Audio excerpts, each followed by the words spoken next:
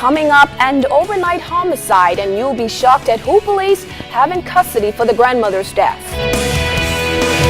And Sky Bahamas plane sits still on the tarmac. Find out why today there was a slowdown in touchdowns for the carrier.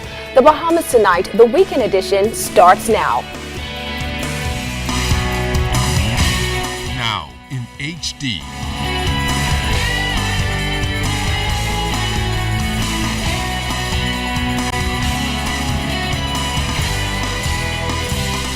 ZNS Network presents The Bahamas Tonight. This segment of the news is brought to you by BTC, powered by Lime. A grandmother is stabbed to death, and police have taken her grandson into custody as the key suspect. Good evening, Bahamas. I'm Charisma Robinson. Thanks for joining us on the Bahamas Tonight, the weekend edition. The grandmother was found with multiple stab wounds, and the tragic incident has left family members in shock and residents of the Golden Gates area in disbelief. But as Andrew Knowles tells us, authorities are optimistic about the evidence gathered in this investigation. We have since taken a 37-year-old male, whom we believe is a relative of the deceased, into custody. Head of the Central Detective Unit, Superintendent Paul Roll, said the suspect, who remains in police custody, is the only key suspect at this point. When our news team arrived on the scene Saturday night, the victim's vehicle was being towed, another key part of police investigations. We want to have an examination, a proper examination done of that vehicle, see whether or not that has any nexus with that and this crime scene. Based on some information I'm not saying, obviously. So that's why we have to take it. Family members and neighbors who gathered outside the victim's Greenway Drive off Mermaid Boulevard residence identified the victim as 72-year-old Vivian Johnson. It's still not certain as to the circumstances which led to Johnson's death, except that her lifeless body was found with multiple stab wounds in her home, which police say she shared with the suspect, who is a 31-year-old grandson. A family member described Johnson as a compassionate woman. She's a loving and kind woman. Anything you ask for, she'll give it to you. That's the type of person she was.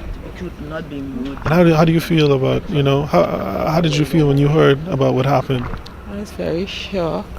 Family friend Pastor Carrington Pinder was also on the scene and prayed with the grieving relatives. I think our country is at a crossroad as it relates to crime, that some drastic measures need to be taken to create fear again back into the hearts of these criminal minds.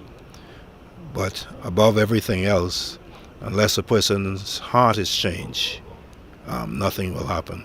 Meantime, investigations continue. Andrew Knowles, ZNS Network News. In Grand Bahama, officers are investigating that island's fifth homicide of the year after a man was shot multiple times. The incident occurred shortly after 8 p.m. on Fawcett Lane. When officers arrived on the scene, they met a man lying on the ground in front of a residence wearing black trousers and a white shirt. EMS personnel responded and pronounced the victim dead on the scene. Officers are asking for the public's assistance in locating the suspect responsible for this incident. In other crime news, a 22-year-old man is in custody after he was arrested for possession of dangerous drugs yesterday morning. According to reports shortly after 10, acting on intelligence, officers from the Mobile Division conducted a search of a home at Prison Lane where they uncovered a quantity of suspected marijuana. The suspect was taken into custody and is expected to appear in court early next week.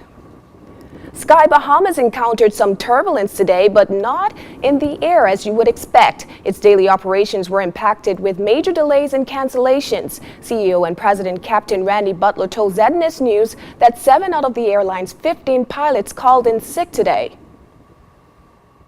It's hard for me to believe that the professional pilots that I have, the people that I have, and knowing that we have 120 plus people, that somebody would be irresponsible just to decide that I'm not going to fly today for whatever reason. Captain Butler added that he has never received any written documentation that some pilots are unsatisfied.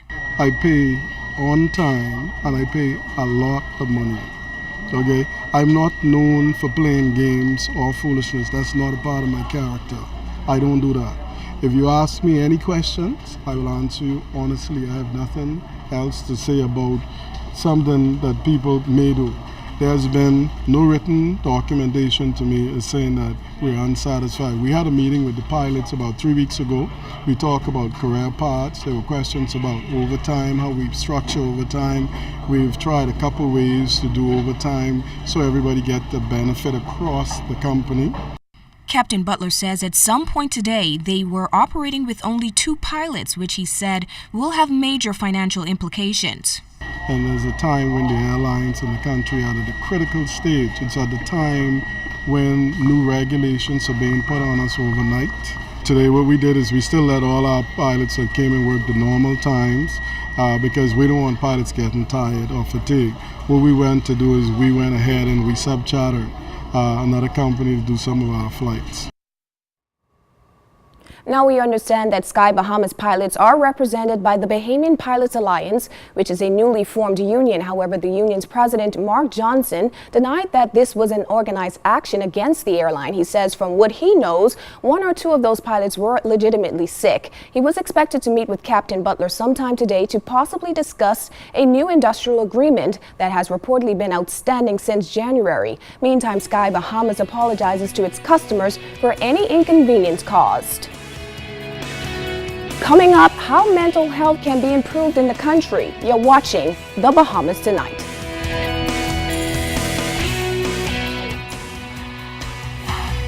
This portion of the news is brought to you by Sun Oil Limited, fueling growth for people.